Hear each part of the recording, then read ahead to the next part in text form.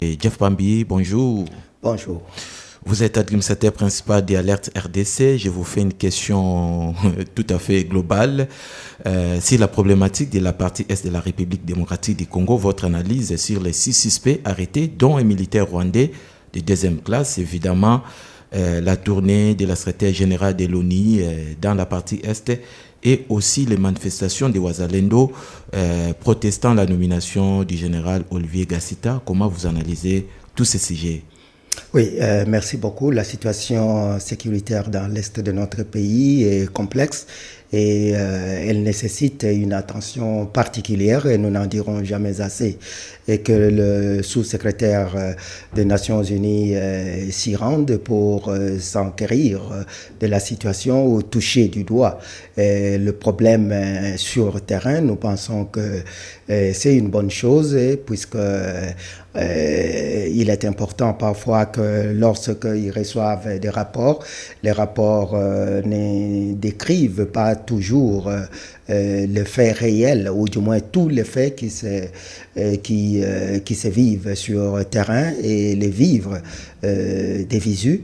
Et serait, je crois, un plus dans sa perception personnelle de la chose et de la crise.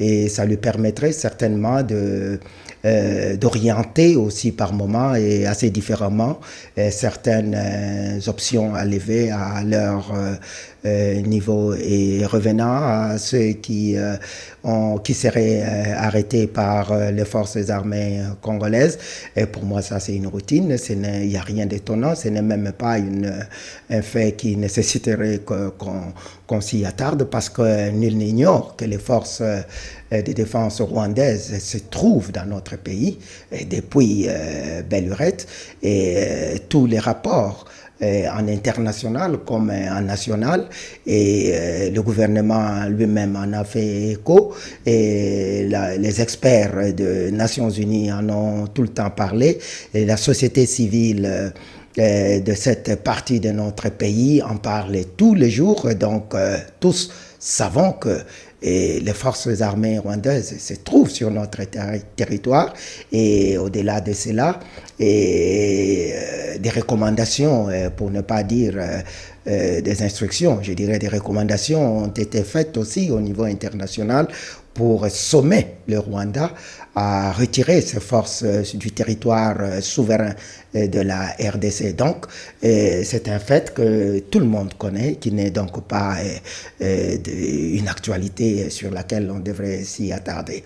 Et parlant des échauffourées entre la population et certaines autorités au niveau de Lubero, si je ne me trompe, pardon, d'Ouvira, oui, pardon, d'Ouvira, dû à la nomination d'une nouvelle autorité, haute autorité militaire, et tout ce que nous pouvons dire à nos compatriotes qui sont là-bas, de continuer à être vigilants. Il est de leur devoir, il est du devoir de la population de veiller, surtout en ces temps très critiques que traverse notre pays, où par moment on ne sait pas qui est quoi et qui fait quoi et qui est réellement avec nous, même nous-mêmes entre nous, et il y en a qui trahissons la vie de la nation, ce qui est extrêmement dangereux.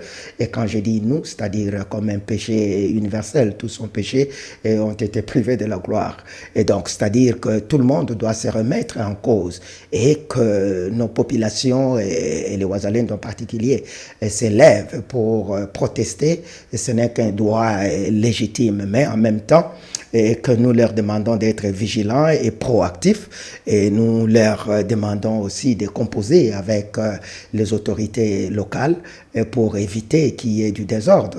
Vous savez que déjà dans le fonctionnement de nos forces de défense et de sécurité, il y a un petit souci, dans la mesure où les forces de défense d'autodéfense appelés aujourd'hui Wazalendo, qui sont alliés officiels de l'armée congolaise. Et par moment, il y a de situations déplorables dans le commandement et dans les opérations sur terrain et consorts. Mais il est certain que le travail qui est fait est louable et qu'ils défendent leur territoire national.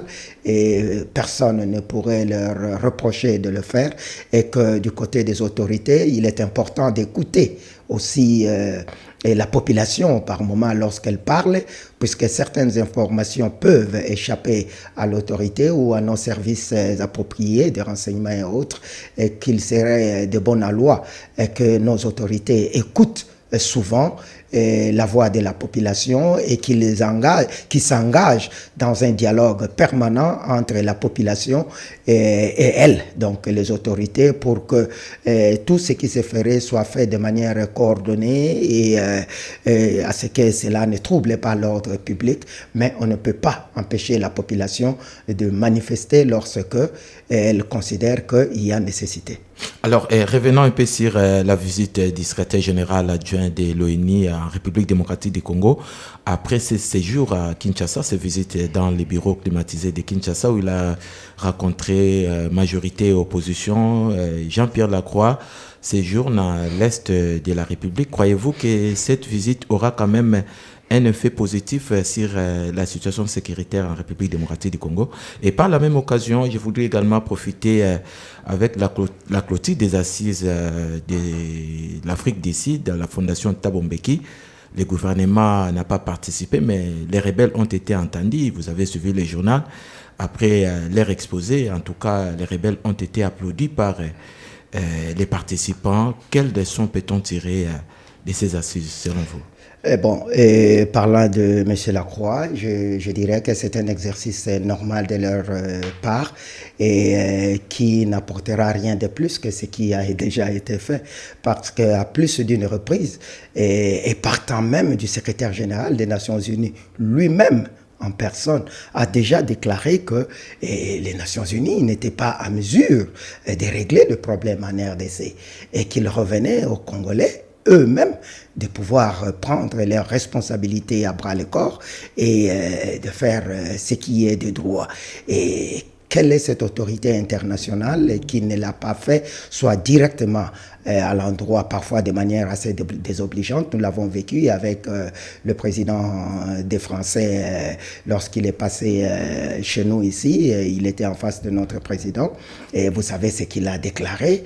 Et c'est pour dire qu'on doit par moment arrêter de perdre du temps, de l'énergie avec ces histoires, parce qu'ils ne nous apporteront rien de plus que ce qu'il, même la plus belle femme du monde ne peut donner que ce qu'elle a. Et la communauté internationale a des intérêts à défendre. Et nous, les nôtres, quels sont-ils? Et c'est à nous de voir quels en sont et comment nous devons faire pour les préserver. Et cela nous ramène à tous ces mécanismes que nous avons, et le mécanisme principal est pensé, initié par nos pères de la CENCO et de l'ECC afin de répondre à la demande ou à l'appel lancé par le chef de l'État de créer la cohésion nationale, de recréer et renforcer l'unité nationale afin que nous puissions ensemble discuter, voir de quelle manière nous pouvons résoudre nos propres problèmes. Et c'est à nous de résoudre nos problèmes, ce n'est pas à M. Lacroix, même si nous saluons les énergies qu'il déploie, mais croyez-moi, ce n'est pas à la communauté internationale de résoudre nos problèmes, mais la communauté internationale peut venir en appui aux efforts intérieurs pour que nous puissions nous en sortir de manière durable. Et par le temps... oui, justement, parce que vous parlez de la communauté internationale, mais votre analyse par rapport aux assises oui, c'est là où je venais. Vous analysez en 30 secondes pour que nous puissions peut-être... Bon, je crois que ce qui se passe en Afrique du Sud, nous l'avons dit déjà en son temps, il s'agit d'une rencontre, d'une conférence internationale, nous dirons, mais informelle, et qui devrait discuter de la situation de l'Afrique de manière globale en indexant le cas de la RDC. Et je pense que c'était un exercice louable, intéressant, dans la mesure où cela pourrait permettre le rapprochement des vues entre les uns et les autres. Ce qui est triste ici, c'est que chez nous, parfois, les gens, ils dégagent trop d'énergie sur des choses inutiles ou presque inutiles plutôt que de s'attarder sur l'essentiel. Et ce qui se passe en Afrique du Sud, ce n'est d'abord pas un dialogue.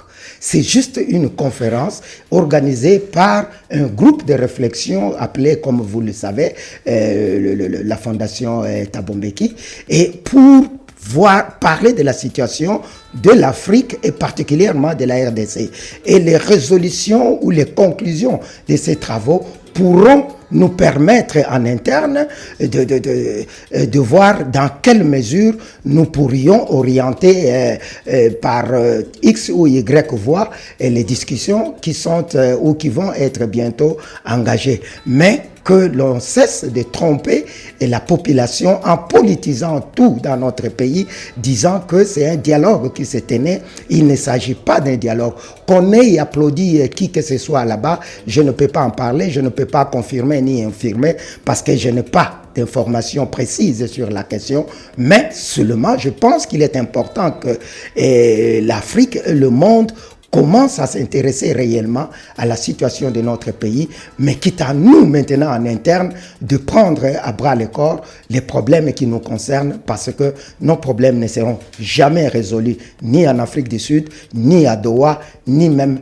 à Washington, mais en RDC chez nous, par nous-mêmes. Merci Jeff Pambi, je rappelle, vous êtes administrateur principal d'Alerte RDC, merci d'avoir répondu à nos questions. C'est moi qui vous remercie.